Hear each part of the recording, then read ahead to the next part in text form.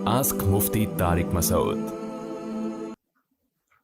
अगर किसी के ऊपर कर्ज हो तो इसका कर्ज ज़कात के पैसों से अदा किया जा सकता है।